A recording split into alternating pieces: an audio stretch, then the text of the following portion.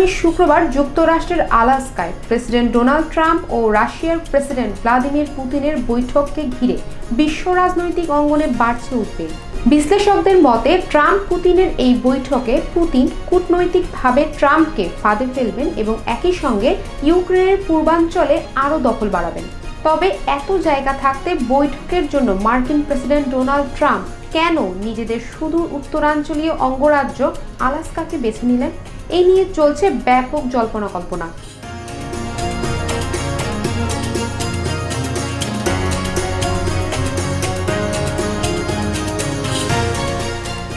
মূলত পাহাড় আর বরফে ঢাকা আলাস্কা একসময় রাশিয়ার অংশ ছিল।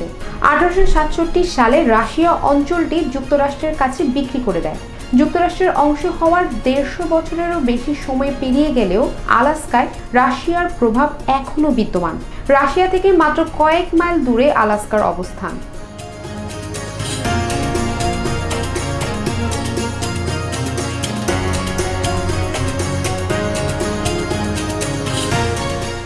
এদিকে বৈঠকের বিষয়ে ট্রাম্প বলেন, ইউক্রেন ও রাশিয়া উভয়ের মঙ্গলের জন্য কিছু এলাকা অদলবদল করা হবে। ইউক্রেন যুদ্ধ বন্ধে পদক্ষেপ নিতে রাশিয়ার মূল দাবিগুলোর মধ্যে অন্যতম এই ভূমি অদলবদল।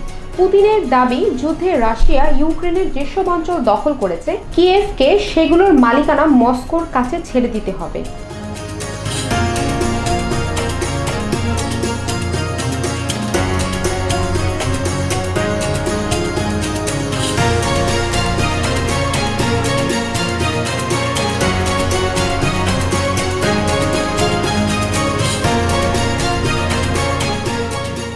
তবে ট্রাম্পের কিছু অঞ্চল হাত বদলের কথার কড়া সমালোচনা করেছেন ইউক্রেনের president Vladimir Zelensky.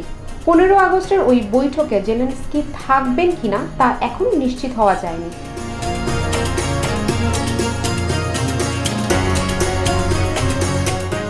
International desk, global voice 24।